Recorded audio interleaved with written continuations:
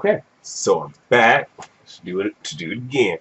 So this is Luke Cage season 2, episode 6, The Basement. So I don't know if I'll be able to get through all 13 reviews episodes today. We'll see. Worst case is whatever I don't get done today, you will have it tomorrow. So that being said, the picks are where we left off. So you have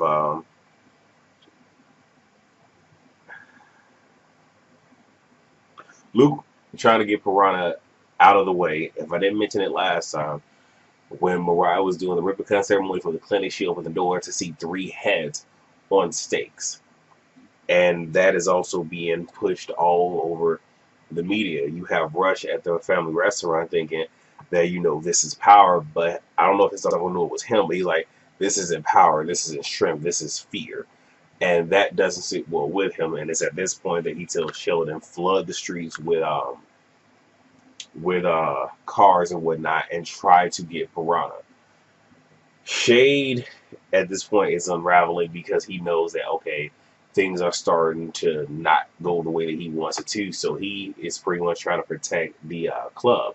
You have Camache just like, why are we doing this? And how is she benefiting us?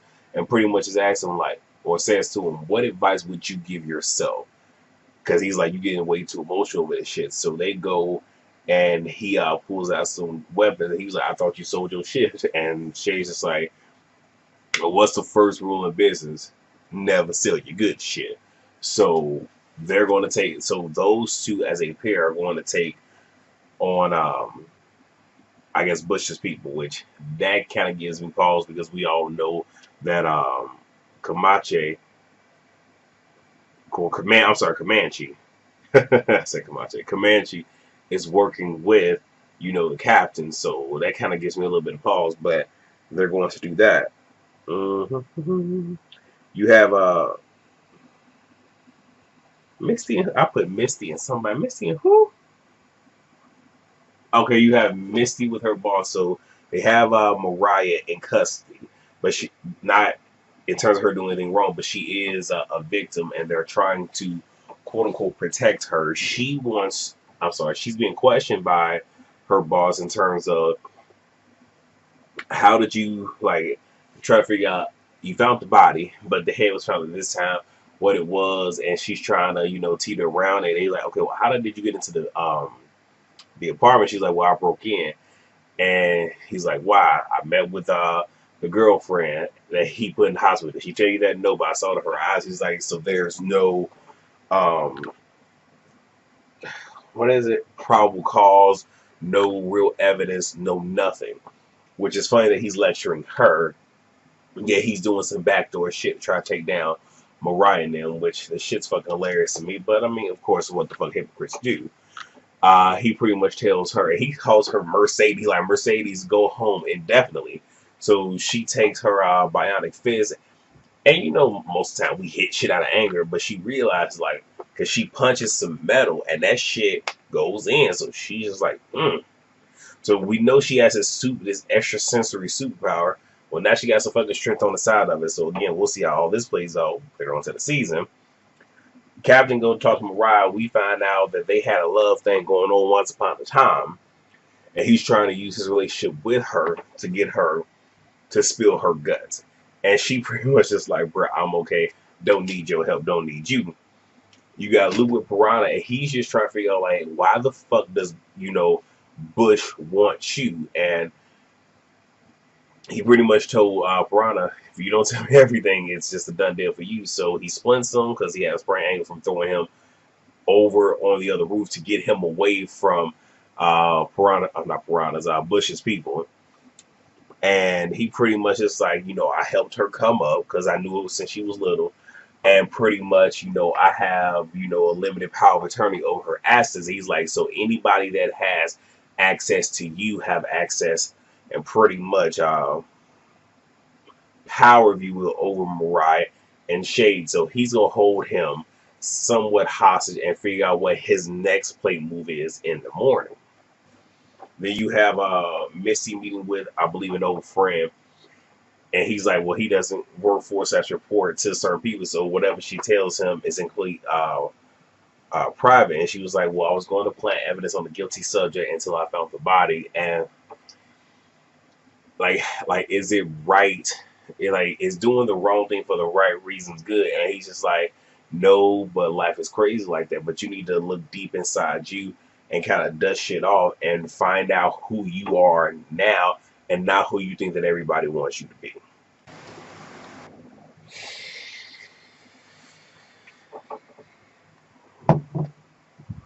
Okay, this next part is not necessarily a play by play because so much happened in a short period of time that was so deep I was kind of enthralled. So you have Bush with at the family restaurant. He tells his aunt, "Go ahead, go home. We got this." And she tells her husband, his uncle, "Don't tire it." And Bush pretty much says to him, "Other people would have lost their head for the disrespect that you showed me today." Which we know that he knew what happened. His whole thing is just, and I guess to sum everything up, the past is the past. We cannot change that.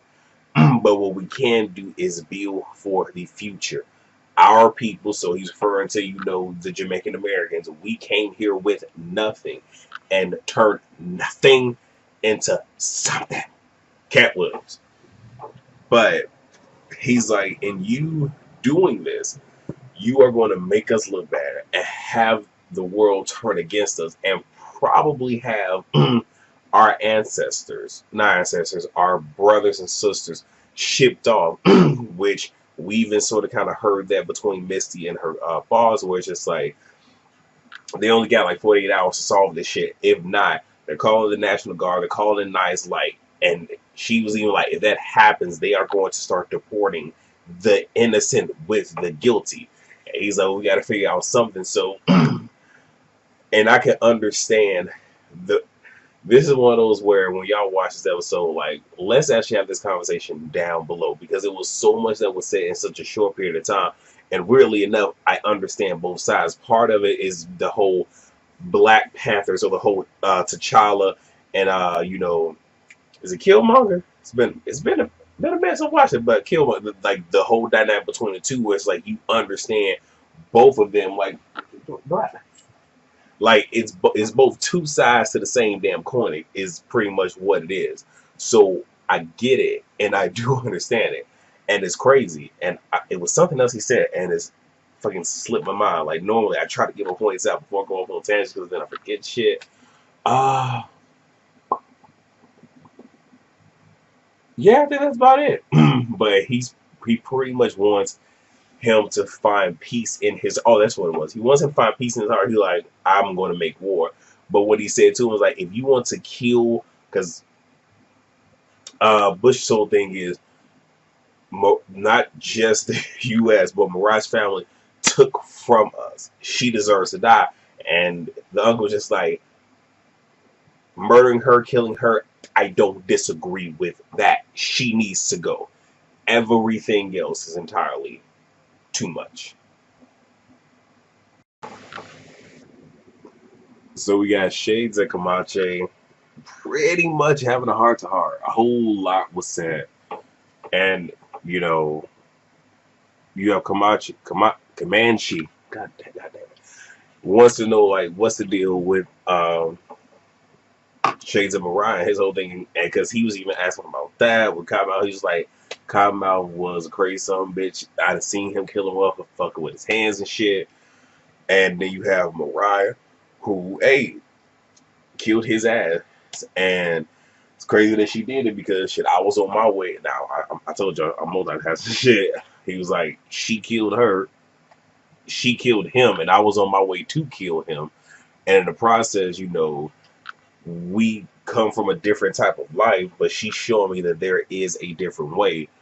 Comanche thing is, well, we was on the inside, and uh, Shade's whole thing is we're on the inside, we're on the inside, we're on the outside now, and it's his whole thing is I'm trying to go about living life a different way, a better way, which is what Mariah is showing me. If and it's one of those where shit, if we gotta do kill motherfuckers to get what we got, we're gonna have to try to kill them to keep it or get killed trying to keep it in the process. And he's trying to go more legit. And it's so crazy because I'm sitting there, it's like, Shade, stop telling him shit because he gonna turn on you, bro. And he even said to him, like, man, I will fucking die for you, Chi. And I'm sitting there like, damn. But I think deep down, I think Shades know there is some shit with him. I just hope that he doesn't divulge too much information to get caught the fuck up. I'm just saying. I told y'all I typically rocks with the villain, especially when you have one that is built right, and it seems like they're adding more depth to his character, which is good. Because at first he was just a badass. I was just like, that's cool cat. So I like that they're building more with him. And it's actually kind of cool to see him actually have a vulnerable side and just kind of, just kind of peek back a little bit and see what the fuck is the goings on, if you will. Y'all ever write some shit down and you write it so fast that you don't even understand your own handwriting? You trying to decipher your own fucking shit. But I had to read over this for I had pressed play. I'm like, wait, what the fuck did I write? So you have Mariah. And she feels like her enemy, okay, she is trying to call Tilda. Tilda won't answer. Tries to call Shade. It just goes straight to voicemail. Her sister comes in, they drink, and she's just unraveling. She feels that her enemy is the only person that can protect everything that she's worked so hard for, i.e. Luke. Piranha, still with Luke, shares the story of his dad and how his mother was a hooker at the at Mabel's place. Dad was with her, got her pregnant, would never leave the wife. That whole thing. Goes on to say after he graduated from City College, he went to his father's office. Father picked him out. He made a Forbes 30 under 30. Father lost everything. I forget for what happened. Who really cares? And then he showed up with his hands out and he kicked his father out. And Luke was just like, damn, that must have felt good. He was like, yeah, in the moment. And then it is even pressing him about his father. And Luke pretty much just vaguely told him what it was. He's like, I know why you're running around town helping everybody. It's because you're running away from yourself. You need to talk to your dad. Everybody is hitting him with that. And those are real shit. I swear, I feel like I'm living vicariously right now through Luke, like from what, 2013 to 16. You need to call your dad. You need to call your dad. Like, fuck, I've been there. Fuck. So you have Mariah and Shades. She's going off on him and just saying, you know what, I should have listened to you. Why don't you say I told you so? That I shouldn't did business with him, and I was too greedy and all this stuff. And he's like, look, calm the fuck down. We gonna make this work. I followed him back to Brooklyn, Bushmaster, who I'm speaking of, and he's like, it wasn't easy, but I found his go-to spot, which is a Jamaican restaurant called Gwen's. Had some friends there, probably even had some family there. And she's like, good. He was like, what do you want to do? And she was like, when we get Piranha back, then. And then she asked him, does anybody else know about Tone's death? And he was like, no, just Cornell, one other cat, and the other, like that third person buried the body or burned the body. The only thing is, I don't recall if he told Comanche that, but I know she had some doubt in her mind. But I know that he still feel like, because she kept talking about how her dream is crumbling and all this other stuff, and trying to take the words family first, family always, that whole thing from her grandmother and turn it into something beautiful. I know he feels he's on the outside looking in. I'm just saying, but you know.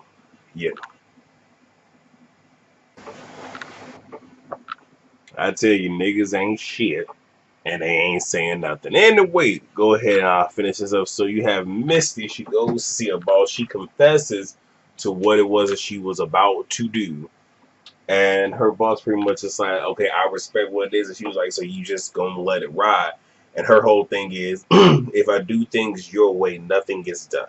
Meaning by the law, though she doesn't realize how fucked up he is. She's like, but if I do things the other way, I feel like I'm going to turn to Scarf, and I can't do that. He sees what she's about to do, but he couldn't stop it. She pulls out a gun, puts it on the table. Bad. She's done. That's it for her. So I wonder exactly what's going to turn her to be a vigilante. But again, we'll fucking see. Luke and Piranha are at church. They down at the church house talking to his father, and pretty much just like, hey, he needs a place to stay. And I mean, that's pretty much all that really is what it was. It's like, hey, he needs a place to stay. He tells, oh boy, if I'm not back within an hour, you call Misty. She'll get you some help.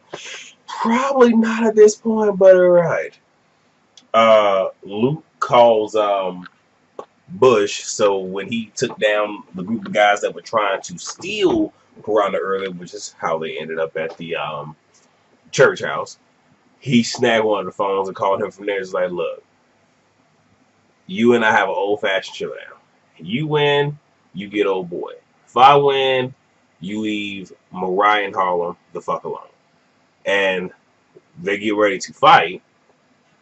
And in the midst of it, even before the fight started, you had Bush just like, hey,